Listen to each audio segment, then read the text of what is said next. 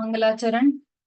नमो अरिहंताणं, नमो सिद्धाणं, नमो आयरियाणं, नमो उवज्झायाणं, नमो लोये सवसाहुणम्। मोक्षमार्गस्य नेतारं, वेत्तारं कर्मभूभृतां, यातारं विश्वतत्त्वानां, वंदे तद्गुणलब्धये। तत्वार सूत्र जी ग्रंथ है, आचार्य उमा स्वामी द्वारा रचित। द्वितीय अध्याय चल रहा है, जिसमें हम विग्रह गति की चर्चा कर रहे हैं। विग्रह गति संबंधी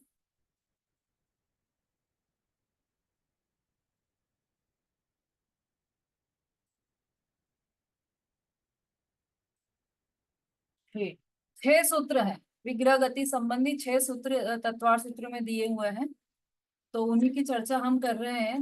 विस्तार से चर्चा की है अभी तक हमने विग्रह गति की।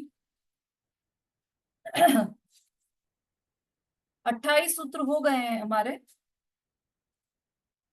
विग्रहवती च संसारिणः प्राक चतुर्भ्यः, ये हमने देखा था पिछली कक्षा में। संसारी के चौथे समय से पहले तक विग्रह सहित और विग्रह रहित गति होती है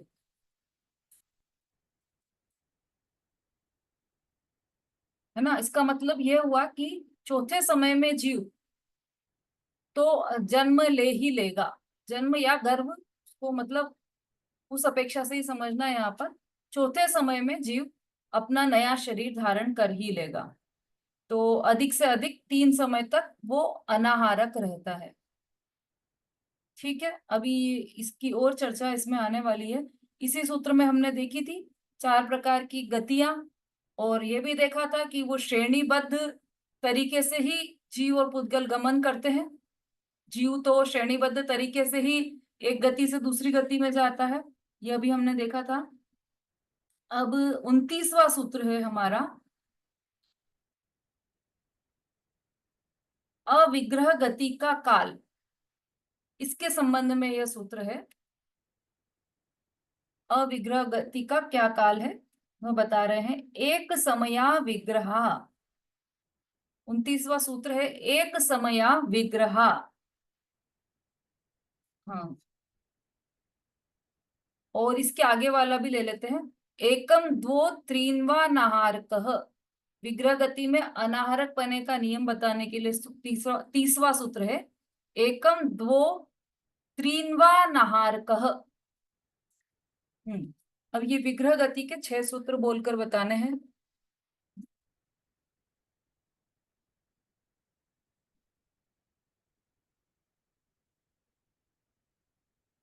रेणु जी। विग्रह गतौ कर्म योगः अनुश्रेणी गतिः अविग्रह जीवस्य विग्रहवती च संसारिणः प्राक् चतुर्भ्य एक समया विग्रह एकम द्वौ त्रीन् वा नाहारकः। बहुत बढ़िया। ये 6 सूत्र हैं, तो जिसमें करीब करीब हमारी चर्चा पूरी हो चुकी है विग्रह गति के बारे में। ये अंतिम सूत्र ले लेते हैं अपन विग्रह गति का।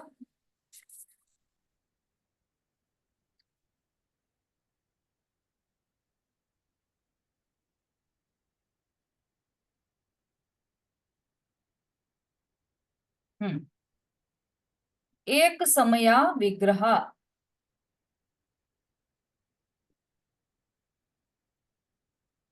अविग्रह गति में अर्थात बिना मोड़े वाले गति में मात्र एक समय लगता है। इस अविग्रह गति को ऋजु गति भी कहते हैं।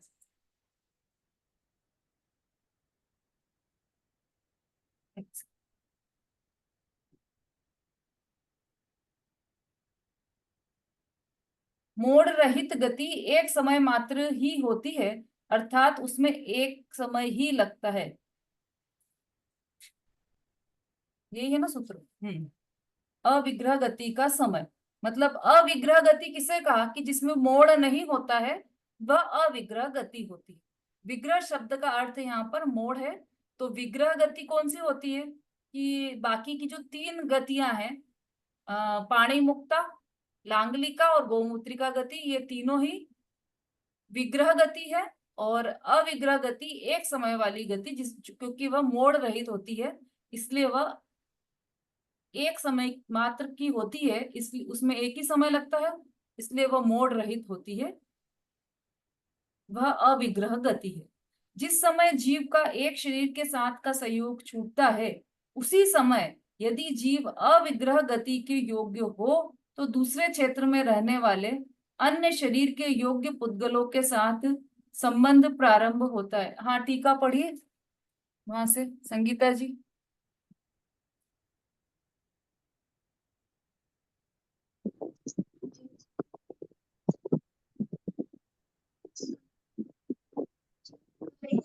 के साथ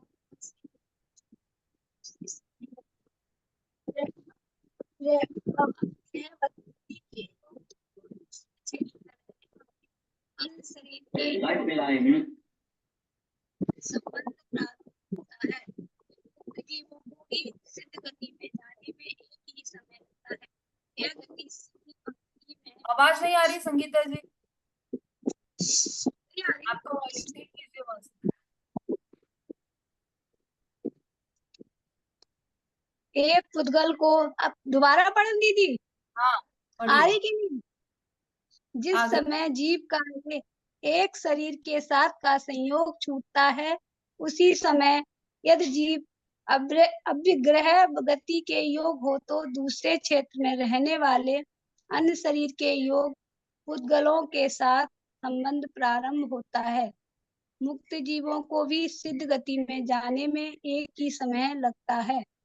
यह गति सीधी पंक्ति में ही होती है। नंबर 2, एक पुद्गल को उत्कृष्ट वेग पूर्वक गति करने में 14 राजू लोक अर्थात लोक के एक छोर से दूसरे छोर तक सीधी पंक्ति में ऊपर या नीचे जाने में एक ही समय लगता है। ठीक है।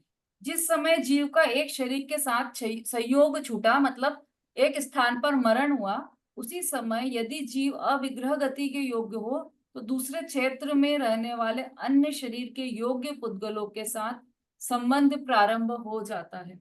इधर देह छूटा और उधर वहां पर संबंध, मतलब जहां पर जन्म लेना है वहां पर संबंध प्रारंभ हो गया, क्योंकि एक समय तो न के बराबर हुआ ना, यहाँ मृत्यु हुई और वहां जन्म लिया, इतना सा समय, एक समय में ही जन्म हो जाता है। यदि वह अविग्रह वाली गति हो, मतलब बिना मोड़ वाली गति हो, तो इतने कम समय में संबंध हो जाता है। मुक्त जीवों की भी सिद्ध गति में जाने में एक ही समय लगता है, और यह गति सीधी पंक्ति में ही होती है। ये चर्चा हम कर चुके हैं। एक समय में ही मुक्त जीव सिद्ध शिला पर पहुंच जाते हैं, और वह अनुश्रेणी गति, मतलब सीधी पंक्ति में ही वह गति होती है। पुद्गल का भी हमने देख लिया था कल ही। अब आगे का सूत्र लेते हैं। विग्रह गति में आहारक अनाहारक की व्यवस्था। एकम द्वो त्रीन्वानाहारकः। विग्रह गति में 1, 2 अथवा 3 समय तक जीव अनाहारक रहता है।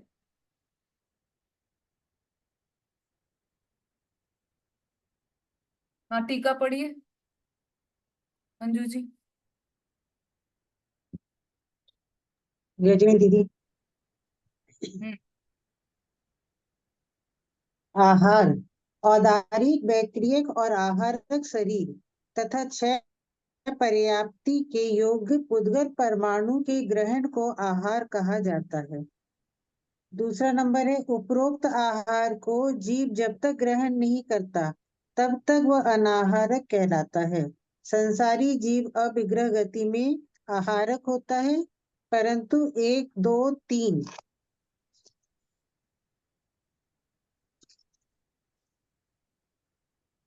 1, 2, 3 मोड़ वाली गति में 1, 2 या 3 समय तक अनाहारक रहता है। चौथे समय में नियम से आहारक हो जाता है। तीसरा है, यह ध्यान में रखना चाहिए कि इस सूत्र में 9 कर्म की अपेक्षा से अनाहारकत्व कहा है। कर्म ग्रहण तथा तेजस परमाणुओं का ग्रहण 13वें गुण स्थान तक होता है। यदि इस कर्म और तेजस परमाणु के ग्रहण को आहारकत्व माना जाए तो वह अयोगी गुण स्थान में नहीं होता। चौथा है, विग्रह गति से अतिरिक्त समय में जीव प्रति समय नौ कर्म रूप आहार ग्रहण करता है। पांचवा, यहाँ आहार, अनाहार और ग्रहण शब्द का प्रयोग हुआ है वह मात्र निमित्त नैमित्तिक संबंध बताने के लिए है। वास्तव में निश्चय दृष्टि से आत्मा के किसी भी पर द्रव्य का ग्रहण या त्याग नहीं होता, भले ही वह निगोद में हो या सिद्ध में। हाँ, ठीक है। एकम द्वो त्रीन्वान आहारकः विग्रह गति में 1, 2 अथवा 3 समय तक जीव अनाहारक रहता है ना। अनाहारक और आहारक, ये शब्द का क्या अर्थ है वो भी नीचे दिया है। औदारिक, वैक्रियक और आहारक शरीर तथा 6 पर्याप्ति के योग्य पुद्गल परमाणुओं के ग्रहण को आहार कहा जाता है। यहाँ पर आहार का मतलब जो आहार हम ग्रहण करते हैं वो वाला आहार की बात नहीं है। यहाँ पर जो मुनिराज आहार लेने जाते हैं उस आहार की बात नहीं है। यहाँ पर किस आहार की बात है कि जो औदारिक, वैक्रियक और आहारक शरीर और 6 पर्याप्ति के योग्य पुद्गल परमाणुओं का जो ग्रहण होता है उसको आहार कहते हैं। ग्रहण कैसे होता है? मुंह से, दांत से, नाक से, कान से कैसे ग्रहण होता है? कि वह तो सर्वांग से ग्रहण होता है ना। जो आठों कर्म है वह सर्वांग से बनते हैं जीव के। तो ये और जो शरीर है, औदारिक शरीर है, उसके योग्य जो पुद्गल परमाणु है उनका ग्रहण भी सर्वांग से होता है। तो वह ग्रहण तो यहाँ पर रुक जाता है विग्रह गति में। औदारिक, वैक्रियक और आहारक संबंधी कोई भी पुद्गल परमाणु का ग्रहण नहीं होता। मतलब कोई भी पुद्गल परमाणु आते जाते नहीं है। कोई भी इस टाइप के पुद्गल परमाणु नहीं आते हैं। उपरोक्त आहार को जीव जब तक ग्रहण नहीं करता तब तक वह अनाहारक कहलाता है। ये वाले आहार को, मतलब ये 9 कर्म के योग्य जो पुद्गल परमाणु है, 6 पर्याप्ति के योग्य जो पुद्गल परमाणु है, इनको जब तक जीव ग्रहण नहीं करता तब तक वह अनाहारक है। जब ग्रहण करता है तब आहारक है, जब ग्रहण नहीं करता तब अनाहारक है। संसारी जीव अविग्रह गति में आहारक होता है, परंतु 1, 2 या 3 मोड़ वाली गति में 1, 2 या 3 समय तक अनाहारक रहता है। चौथे समय में नियम से आहारक हो जाता है। अब संसारी जीव जो है अविग्रह गति में आहारक होता है। अविग्रह गति मतलब बिना मोड़ वाली गति। तो संसारी जीव को बिना मोड़ वाली गति होती है क्या? कि हाँ, होती है। ऋजु गति दी है ना सबसे पहले, तो वह सिद्ध भगवान को भी होती है और संसारी जीव को भी होती है। लेकिन जो सिद्ध भगवान है उनके वह सिद्ध भगवान, वहां पर सिद्ध भगवान की गति अविग्रह गति होती है, लेकिन वो आहारक नहीं होती। केवल संसारी जीव की अविग्रह गति में आहारक, संसारी जीव अविग्रह गति में आहारक होता है। मुक्त जीव अविग्रह गति में आहारक नहीं होता। ये बात ध्यान में रखने योग्य है। परंतु 1, 2 या 3 मोड़ वाली गति, 1, 2 या 3 समय तक अनाहारक रहता है। जब मोड़ वाली गति आती है तब जीव अनाहारक रहता है। मतलब ये बाकी की जो 3 बच गई है गतियां, उसमें जीव अनाहारक रहता है। कौन कौन सी 3? पाणी मुक्ता, लांगलिका और गोमूत्रिका, इनमें जीव अनाहारक रहता है। और वो जो ऋजु गति है उसमें जीव आहारक रहता है। चौथे समय में नियम से आहारक हो जाता है। इन 3 समय में मोड़ सहित गति हो गई, इसके बाद चौथे समय में आहारक क्यों हो गया? क्योंकि वह अपने जन्म स्थान पर पहुंच गया, जहां पर जन्म लेना है उसे, वहां पर उसने उस शरीर में पहुंच गया वो, और वहां पर उस नौकर्म संबंधी आहार पुद्गल परमाणु का ग्रहण करने लगा। तो ये उसका आहारकपना वापस प्रारंभ हो गया। यह ध्यान में रखना चाहिए कि इस सूत्र में नौकर्म की अपेक्षा से अनाहारकत्व कहा है। कर्म ग्रहण तथा तेजस परमाणु का ग्रहण 13वें गुण स्थान तक होता है। यदि इस कर्म और तेजस परमाणु के ग्रहण को आहारकत्व माना जाए तो वह अयोगी गुणस्थान में नहीं होता, है ना। यदि मतलब सीधी सी बात यह है कि यहाँ पर जो अनाहारकत्व शब्द का है वो नो कर्म के संबंध में कहा है। तो जब जीव अनाहारक रहता है, संसारी जीव जो अनाहारक रहता है रिजु रिजु गति में, तब उसके कार्माण कर्म और तेजस, कार्माण वर्गणा संबंधी और तेजस संबंधी तेजस योग्य उद्गल परमाणु का ग्रहण तो तब भी चालू है, कर्मों का आश्रय तो तब भी चालू है, वो बंद नहीं हुआ है। केवल नो कर्म संबंधी परमाणु का ग्रहण रुका है। विग्रह गति से अतिरिक्त समय में जीव प्रति समय नो कर्म रूप आहार ग्रहण करता है, ये तो पता ही है सबको। यहाँ आहार, अनाहार और ग्रहण शब्दों का प्रयोग हुआ है वह मात्र निमित्त नैमित्तिक संबंध बताने के लिए है। वास्तव में आत्मा के किसी भी पर द्रव्य का ग्रहण या त्याग नहीं होता, भले ही वह निगोद में हो या सिद्ध में हो, है ना। अब आहार ग्रहण किया, किसने ग्रहण किया आहार? कि चलो हमने ये रोटी तो नहीं खाई, भोजन तो नहीं खाया, कि वह भी खाया है। अष्टमी चौदस को तो हम नहीं खाते, एकादशी करते हैं, है ना। और मोक्ष सप्तमी आता है या सुहाग दशमी आती है तब हम उपवास करते हैं, उस दिन हम आहार ग्रहण नहीं करते। तो ये सब बाहर की बातें हैं, वास्तव में तो किसी भी दिन, हर दिन जीव का उपवास है, केवल सुहाग दशमी का ही नहीं, प्रतिदिन जीव का उपवास है, वो भोजन ग्रहण करता ही नहीं। ये तो हो गई भोजन की बात। लेकिन जो आहारक है, यहाँ पर जो आहारक कहा है नो कर्म संबंधी आहार, वह आहार भी जीव ग्रहण नहीं करता, है ना, लिखा है ना, किसी भी परद्रव्य का ग्रहण या त्याग नहीं होता, भले ही वह निगोद में हो या सिद्ध में हो, संसारी हो चाहे मुक्त हो, वह नो कर्म का ग्रहण या त्याग, परद्रव्य का ग्रहण और त्याग करता ही नहीं। तो नो कर्म संबंधी जो परमाणु आते हैं, वह आते हैं तो वो पुद्गल में ही आते हैं, जीव में नहीं आते, है ना। वो वहां आकर तिष्ठते हैं, तो वो आकाश में आकर ही तिष्ठते, जीव से स्पर्श भी नहीं होता उनका।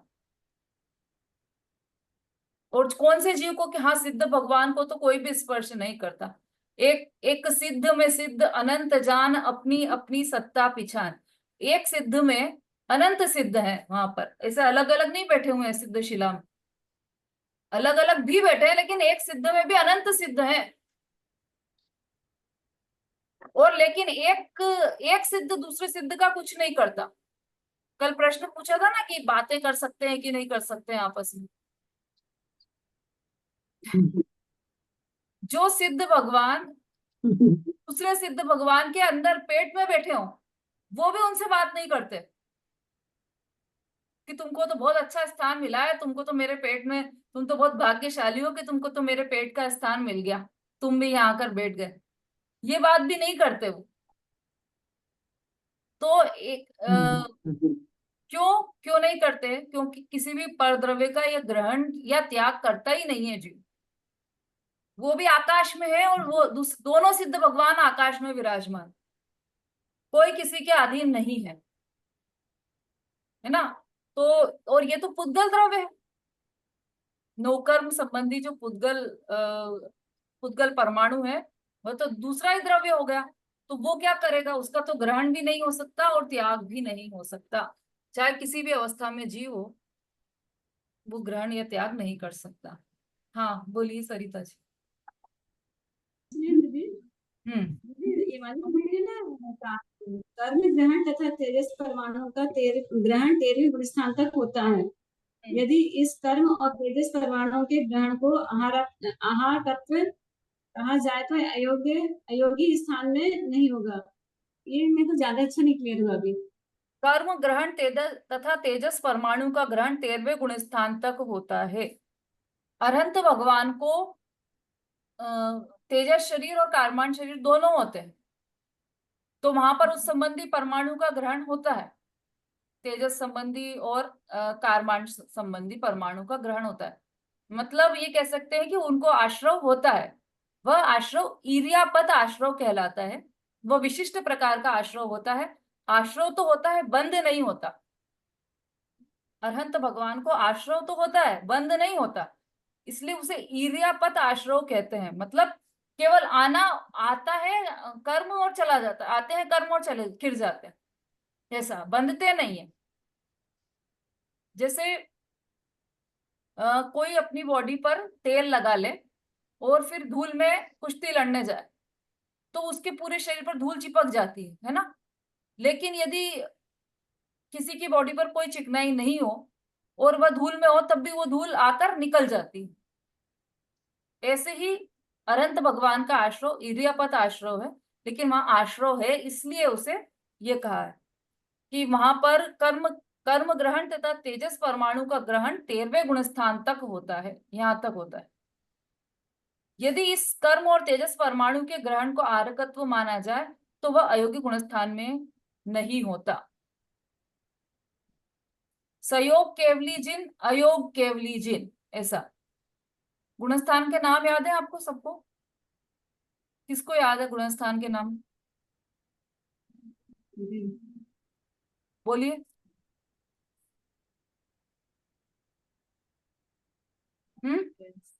हाँ संगीता जी। दीदी, हम्म मिथ्यात्, पहला गुण था मिथ्यात्, सात साधन सम्यक मिश्र, अविरत सम्यक दर्शन, और अविरत सम्यक दर्शन के बाद अप्रमत्त व्रत, प्रमत्त व्रत, नहीं नहीं नहीं। देश संयम, हाँ देश संयम, फिर प्रमत्त व्रत, अप्रमत्त व्रत, और उसके बाद सूक्ष्म संप्राय। अरे वो तो 10वां गुण स्थान है। हाँ अभी तो सातवां, छठवां, सातवां, आठ। हाँ थोड़ा सा दीदी आप बता दीजिए बीच का, फिर हाँ हाँ, यदि जिनको याद है पूरा तो फिर उनसे ही पूछ लेते हैं ना। हाँ बोलिए शोभा जी। दीदी हमने क्वेश्चन पूछना था इसलिए उठाया था। अच्छा चलिए, सरिता जी आपको याद है? मिश्र, हम छह भूल जाते थे। आठवां नंबर याद नहीं है, फिर तो सूक्ष्म संप्राय है, उसके बाद नहीं नहीं, सूक्ष्म संप्रदाय में तो अभी देर है। नहीं मत हाँ, प्रमत्त आगे बोलिए। अयो अप्रमत्त व्रत,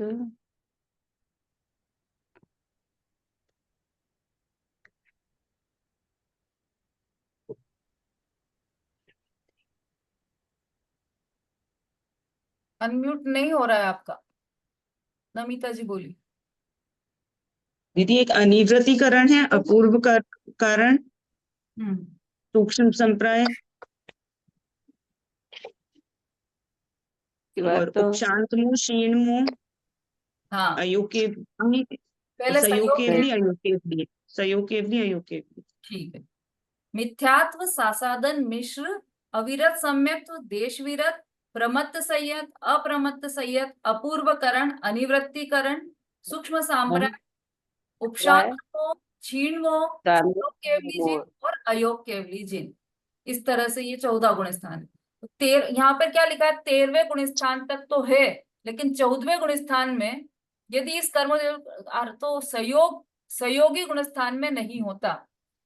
यदि इस कर्मों और तेजस परमाणु के ग्रहण को आरकत्व माना जाए तो वह अयोगी गुण स्थान में नहीं होता। मतलब संयोग केवली के बाद जो अयोग केवली गुण स्थान है उसमें तो ये होता ही नहीं है, आश्रव भी नहीं है, और तेजस परमाणु का भी आश्रव नहीं है, और 8 कर्म वाला भी आश्रव नहीं है। तो फिर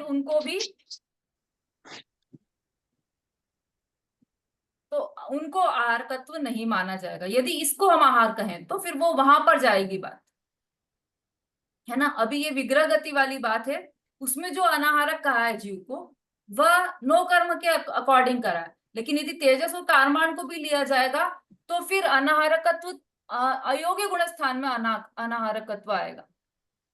ये अंतर है दोनों। हाँ बोली शोभा जी। दीदी जैसे इसमें दिया हुआ है कि संसारी जीव अविग्रह गति में आहारक होता है, सेकंड पॉइंट दिया हुआ है।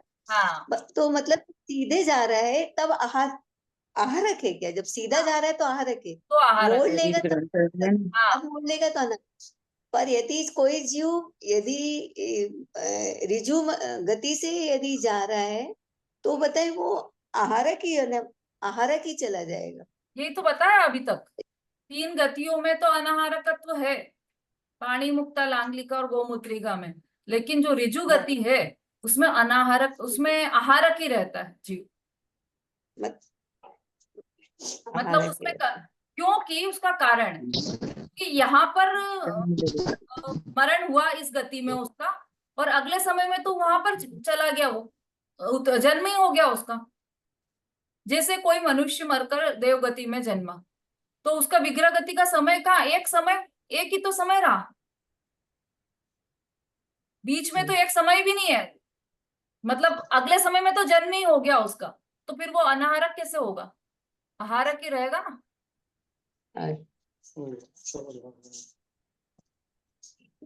दीदी जी पर्याप्ति का मतलब मुझे समझ में नहीं आ रहा है। 6 पर्याप्ति जो बोला है ना, हाँ, एक इन पहली 5 लाइन में ही इंद्रियों है और वो। एक मन, इस तरह से 6 पर्याप्ति होती है, वो है 6 पर्याप्ति। हाँ बोलिए सरिता जी, और किसी का कोई प्रश्न है क्या, जल्दी से हैंड रेस की। मेरा पहले का इंटरेस्ट है। हाँ, तो डाउन कर लीजिए। अनीता जी बोलिए। दीदी जय जिनेन्द्र। दीदी ये है कि जब सिद्ध गति में जाते हैं तो ऊपर ही जाते हैं, फिर नीचे क्यों लिखा है कि पंक्ति में सिद्ध गति पंक्ति से सीधे ही जाते हैं ऊपर, फिर नीचे क्यों लिखा है, ऊपर नीचे दोनों ही जा सकते हैं, ये थोड़ा कंफ्यूज है। फिर से बोलिए। इसमें लिखा है ना कि ये पंक्ति के अनुसार जीव ऊपर ही जाता है, तो इसमें लिखा ऊपर भी और नीचे भी जाता है, तो सिद्ध भगवान तो ऊपर ही जाते हैं, नीचे थोड़ी जाते हैं। हाँ तो बाकी के जीव तो इसमें जाते हैं। अच्छा बाकी तो एक समय में आप पता है ना सिद्ध गति में ऊपर ही जाते हैं, हाँ नीचे तो नीचे अरे, कैसे जाते हैं नीचे एक समय वाली गति सिद्ध को गति। क्या कहते हैं, रिजु गति कहते हैं। रिजु गति किसकी होती है, केवल मुक्त जीवों की नहीं होती रिजु गति। मुक्त जीवों की तो सारी जीवों रिजु की गति ही होती है, लेकिन संसारी जीवों की भी रिजु गति होती है। तो वो एक समय जैसे महास्वर्ग में है और उसको मध्य लोक में जन्म लेना है, तो वह सीधा एक समय में आ जाएगा उसी जगह पर, सम श्रेणी में ही लेना है तो एक समय में सीधा नीचे आ जाएगा। तो रिजु गति में नीचे भी तो आ सकता है। ये कंफ्यूज था थोड़ा। हाँ ठीक है। ठीक है दीदी। हाँ, और किसी का प्रश्न तो नहीं है कुछ। जय जनन दीदी, हाँ जी बोलिए। जैसे सिद्ध भगवान के लिए क्या अनाहारक क्या आहारक क्या पड़ेगा लागू? अनाहारक, सिद्ध भगवान तो अनाहारक ही है ना, वहां पे तो तेजस और कार्बन शरीर सब छूट गया, तो वो तो अनाहारक ही रहेंगे।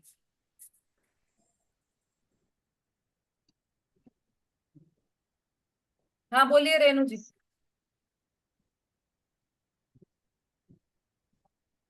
दीदी आपने कहा था कि रिजु गति से मतलब सिद्ध गति में जा सकते हैं, लेकिन रिजु गति से हम देव गति और नरक गति में भी तो जा सकते हैं। हाँ, किसने मना किया, इसीलिए तो बोला है कि रिजु गति संसारियों की भी होती है और मुक्त जीवों की भी होती है, लेकिन मतलब मुक्त जीवों की बाकी किसी सिर्फ रिजु गति गति। में जाना हो तो बोलिए। बाकी किसी गति मतलब मेरा कहने का मतलब था कि अगर बाकी किसी गति में जाना हो तो वो मोड़ लेगा, लेकिन अगर सीधा नरक गति और देव गति में जाएगा तो सीधा रिजु गति, मतलब सीधा एक ही सीधा जाएगा वो रिजु गति से।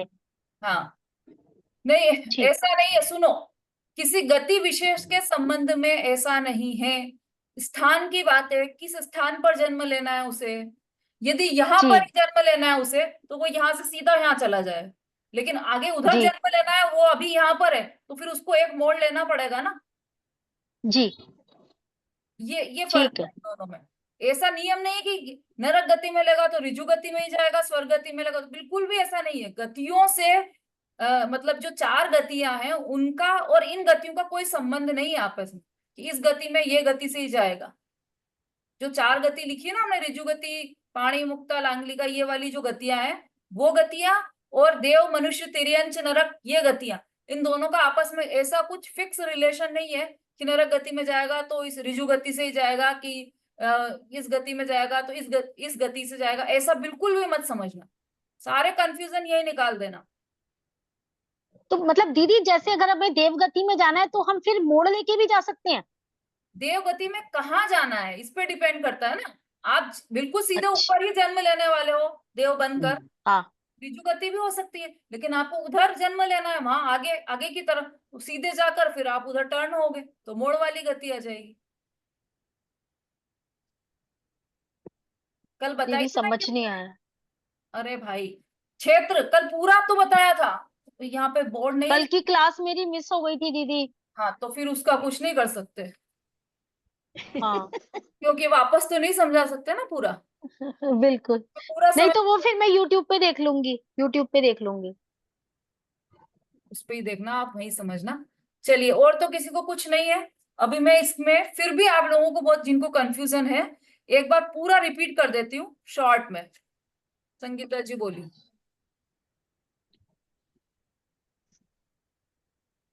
हाँ बोली।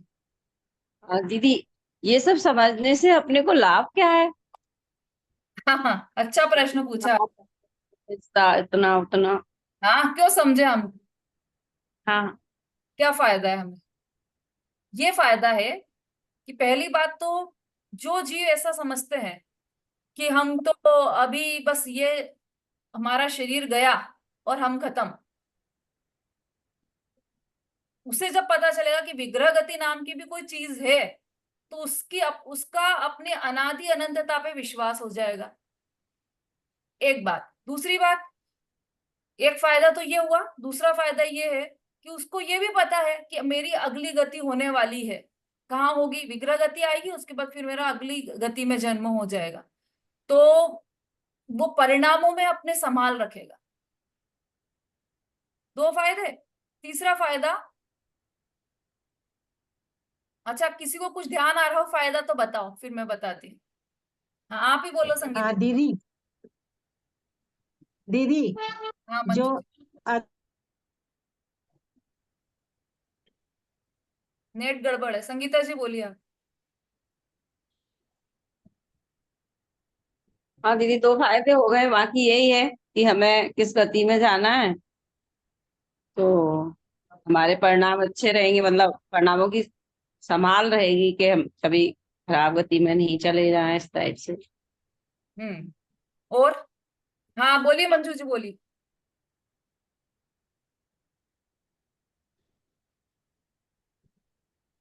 अभी भी उनका तो बंदा है। हाँ हाँ, और हाँ दीदी, ये बोल रही हूँ, जो नॉन जैन होते हैं ना, उनको भी ये लगता है ना आत्मा भटकती है। हाँ वो भी वो कल बताया था कक्षा में कि वो भूत बनकर भटकती, हाँ तो वो भी खत्म हो जाएगी, वो वाला शंका भी